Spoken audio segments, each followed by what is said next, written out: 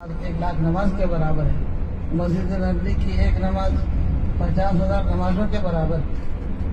ऐसे ही कुरान पाक, रोज़ पाक, सुभान अल्लाह, अल्हम्दुलिल्लाह हमारी बच्चियों के और हमारी इन बहनों के जहन में ये बात रहनी चाहिए और हमारे अजीज नौजवान बहुत सारे उनके जहनों में रहना चाहिए कि ये जो कुछ हम पढ़ते हैं ये हवा में उड़ता नहीं है, बल्कि हमारी ज़ुबान इधर हिलती है उधर जन्नत में एक दरख्त लग जाता है।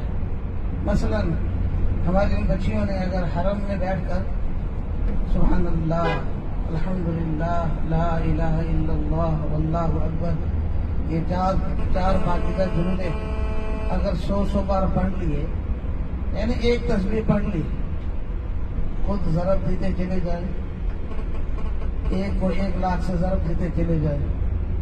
और फिर फरमाया नबी रहमत सल्लल्लाहु अलैहि वसल्लम ने कि जिस तरह तुम्हारी दुनिया के बागीचे होते हैं और तुम्हारी दुनिया के बागात होते हैं और गार्डन होते हैं, ऐसे ही जन्नत के बागात और जन्नत के लहलहाते हुए फूल और जन्नत के लहलहाते हुए फल, यही जिक्र अज़कार है।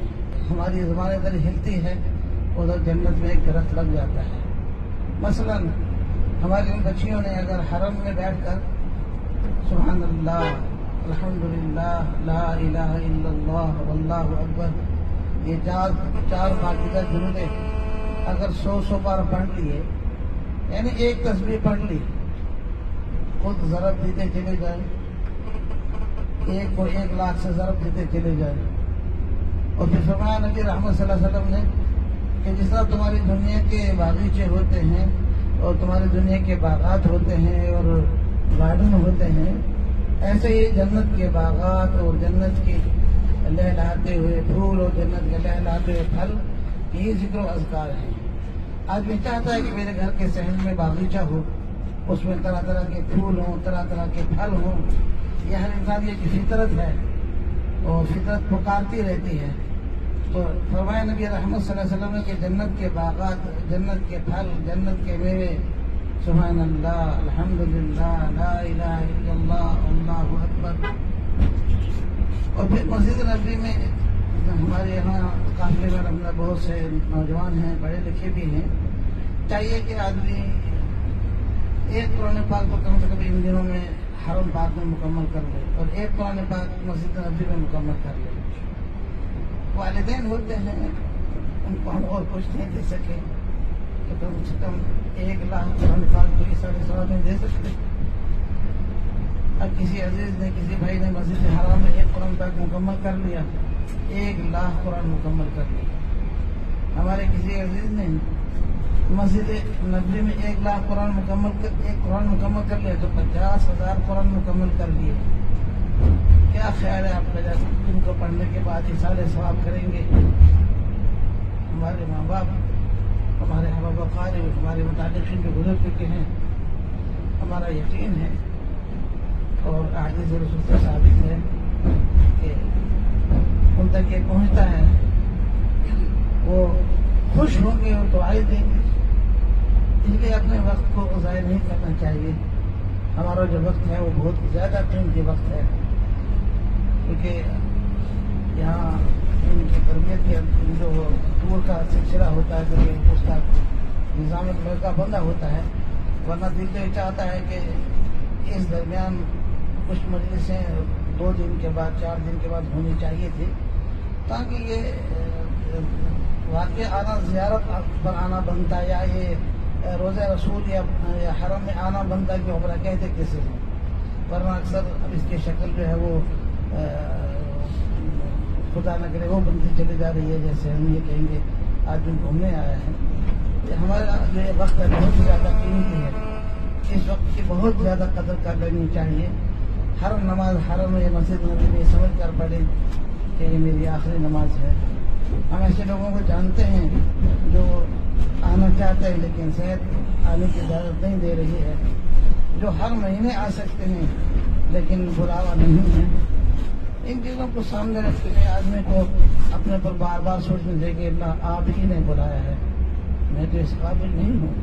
बल्कि कभी हरम में बैठे और ताफ में जाने की कोई अल्लाह मौका अता फरमाए, या हरम की किसी हिस्से में बैठे پھر اپنے اوپر نظر ڈالے آدمی کہ کیا واقعی میں اس قابل تھا کہ اللہ مجھے یہاں بلا لیتے ہیں، لیکن اللہ نے بلایا اس وقت، کیونکہ یہاں سے جاتے ہوئے ایک بڑا وہ مقام بھی ہے جہاں غزوہ بدر ہوا تھا، اور قرآن پاک میں اس کو یوم الفرقان کہا گیا ہے۔ یہ دراصل ایک معاہدہ ہوا تھا نبی رحمت صلی اللہ علیہ وسلم اور کفار مکہ کے درمیان، اور پھر کچھ اس معاہدے میں یہ حق موجود تھی کہ جو لوگ چاہیں وہ نبی رحمت صلی اللہ علیہ وسلم کے ساتھ ہو جائیں، جو لوگ چاہیں وہ کفار مکہ کے ساتھ ہو جائے۔ تو ایک بڑے قبائل میں سے ایک قبیلہ اسلام والوں کے ساتھ ہو گیا، اللہ کے رسول کے ساتھ ہو گیا، اور دوسرا ایک قبیلہ تھا وہ کفار مکہ کے ساتھ ہو گیا۔ ان دونوں کے آپس میں خلیج پہلے سے تھی، تو ایک کفار مکہ کے ساتھ جو قبیلہ تھا اس نے اس قبیلے پر جلغار کر دی جو حلیف تھا اور جو معاہدے میں شریک ہوا تھا نبی رحمت صلی اللہ علیہ وسلم کے ساتھ۔ چنانچہ انہوں نے آگر اللہ کے رسول صلی اللہ علیہ وسلم سے شکایت کی کہ ایسا ایسا ہوا ہے۔ اللہ کے رسول صلی اللہ علیہ وسلم نے کفار مکہ کے پاس پہنچا، یہ کیا تم نے ہمارا تو معاہدہ ہے آپس میں ایک دوسرے پر جلغار نہیں کریں گے۔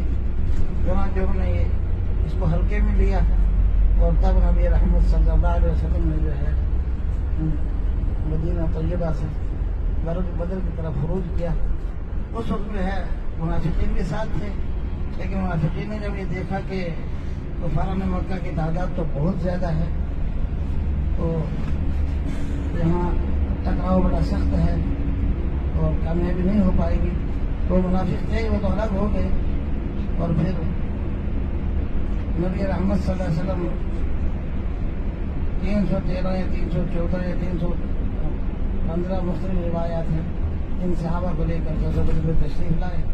پھر جو ہوا وہ قرآن پاک میں موجود ہے، اور اکثر آپ لوگ صاحب علم وہ جانتے ہیں، تو اس مقام پر اللہ رب العالمین نے اہل اسلام کو فتح نصیب فرمائی۔